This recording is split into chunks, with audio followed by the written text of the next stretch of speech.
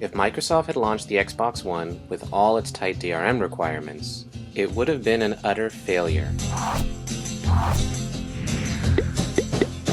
Certainly, Microsoft had a grand, innovative vision for the Xbox One platform, a place where publishers could have more direct control over their relationship with gamers. But that vision slammed against tradition, angered many Xbox fans, and left many core gamers with less choices. So the question I have in this video, who's to blame? First, let's talk innovation. All major companies need to keep innovating.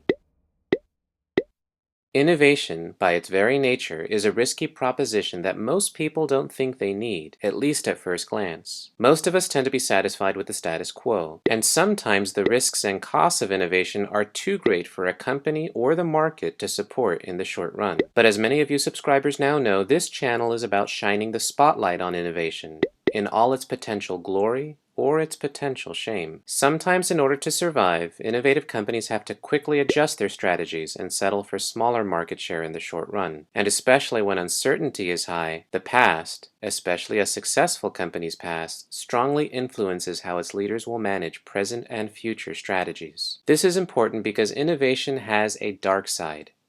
Failure. All forward-thinking innovations are by design potential failures. Maybe the market isn't ready for it, or it serves the wrong constituency, or maybe it's just priced out of the mainstream market. The first step in avoiding failure is understanding the assumptions inherent in any risky innovation, and the most influential assumptions and biases are held by the decision makers, or the executives. In this 16th episode of Gaming Wars, let's analyze the Xbox One debacle by looking into the past of its leaders, in order to better understand how the executive team arrived at the wrong conclusions. In the 8th generation console wars, the Xbox One didn't just start off on the wrong foot. After all its success with the Xbox 360, Microsoft woke up hungover, slipped in the shower, broke its neck, and now the surgeons have rushed in to put it back together again. So how could one of the largest and most profitable console platforms get it so wrong? First, let's meet our first protagonist in this drama, Don Mattrick. His career in gaming began at the age of 17 when he co-founded a company that made this game for the Apple II, Commodore 64, and DOS. 10 years later, EA acquired the company, renamed it EA Canada, and Mr. Mattrick began working his way up the corporate ladder. With these successful franchises, he was eventually promoted to president of worldwide studios for EA. But Microsoft and EA were both getting ready to shake things up a bit. Before EA's big reorganization in 2007, Don Mattrick resigned and started advising Microsoft's Entertainment and Devices division, which happens to include the Xbox. Now let's meet our second protagonist,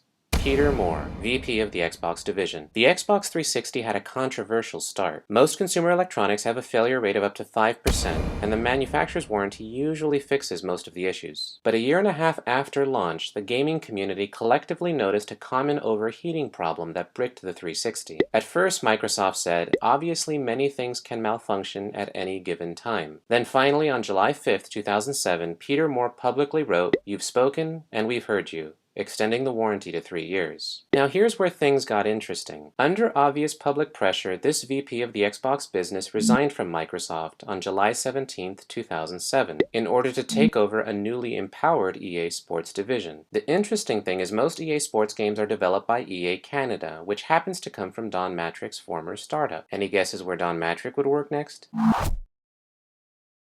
Mr. Mattrick took over Mr. Moore's position on July 17, 2007, running both the Xbox 360 and PC gaming units. That's right, key Microsoft and EA executives switched positions on the exact same day. Coincidence? As head of the Xbox 360 platform, Mr. Mattrick gets credit for growing the install base to 50 million, with Xbox Live hitting 30 million gamers. He helped turn an operating loss to a sustained profit, based on the recurring revenue of network services. Then Mattrick and Steven Spielberg unveiled the Kinect at E3 2009. After its launch the next year, Microsoft sold a jaw-dropping 8 million units in just 2 months. Then in 2010, the president of Entertainment and Devices at Microsoft announced his retirement. After many years pushing the company's vision for a connected entertainment platform, Mr. Bach failed to make the Zune a viable competitor to the iPod, struggled in smartphones, and let Apple take the lead over the tablet market, even though Microsoft developed the concepts first. But the Xbox 360, under Don Mattrick, was a surprising hit, despite all the hardware setbacks. So naturally, Mr. Mattrick was promoted to President of Interactive Entertainment, managing all of Microsoft's entertainment businesses, including music, video, PC, and mobile. Now let's jump back to see how the former Xbox VP, Peter Moore, was doing at EA. Eager to repair his reputation after the $1 billion Red Ring of Death mistakes, he started thinking about how to improve the profitability of EA Sports. It's in the game. In mid-2010, he launched the infamous Online Pass. As I explained in Gaming Wars 14, this DRM tool was meant to limit the used games market. Anyone who wanted to play a used EA Sports game online had to pay a $10 fee because EA was implying that these gamers were driving up server costs. After this, Peter Moore was promoted to Chief Operating Officer. And so now enough history.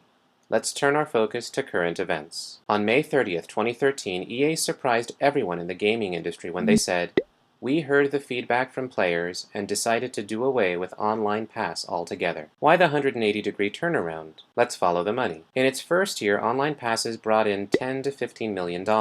But today, EA makes more money selling digital items, like the popular Ultimate Team feature that alone brought in $108 million last year. Then, exactly 1 week later, Microsoft steps in to clarify its game licensing policy, which essentially gave publishers like EA the power to enable you to trade in your games, to control game resale by setting up business terms or transfer fees with retailers, and limiting the loaning or renting of games. Basically, Microsoft shouldered the cost of running the necessary servers to enforce this strict DRM platform with required online check-ins. Coincidence? Don Mattrick and Peter Moore made decisions that the majority of gamers, even Xbox and EA fans, absolutely hated. Although I still believe digital distribution is definitely the future, Microsoft just poorly executed its plans. The restrictions of the Xbox One outweighed the benefits, and although it qualifies as a forward-thinking console innovation, the market wasn't ready for it, and by bundling in the previously successful Kinect, prices for the console may set it out of most gamers' budgets. The proof was in the pudding. Pre-orders for the Xbox One were so horrible that just 9 days later, Don Mattrick spoke out. An internet connection will not be required to play offline Xbox One games. Trade in, lend, resell, gift, and rent disc-based games just like you do today. There will be no regional restrictions, and the sharing of games will work as it does today. You will simply share the disc. Of course, downloaded titles cannot be shared or resold, and now playing disc-based games will require that the disc be in the tray. Microsoft will give consumers the choice of both physical and digital content. And this is how innovations sometimes end up. And lately, Microsoft product releases have had some pretty slow starts. In the future, the console industry will be under increasing pressure, with PCs attracting more core gamers and mobile devices serving more casual gamers. But maybe instead of focusing on expanding the market of console gamers by offering them more choices, both Mattrick and Moore have been so focused on cutting out the used game market that they ended up cutting off the nose to spite the face. And in so doing, they have certainly damaged the reputation of their companies among gamers. But there is hope. As we've seen, these innovative companies have adjusted their policies and strategies, and most importantly, they have the financial muscle to back them up for short-term mistakes in order to win long-term market share. So now the big question is, will this Xbox 180 reversal be enough to keep Microsoft going strong in the 8th generation console era? Nobody knows for sure, but I do know the answer will not come from publishers, retailers,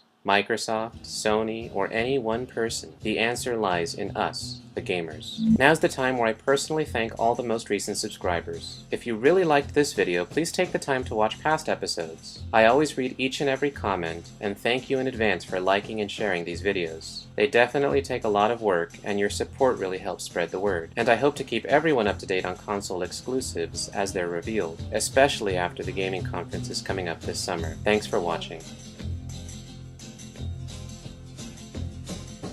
You keep lying when you ought to be truthing, and you keep losing when you ought to not bet. You keep saying when you ought to be a-changing. Now what's right is right, but you ain't been right yet.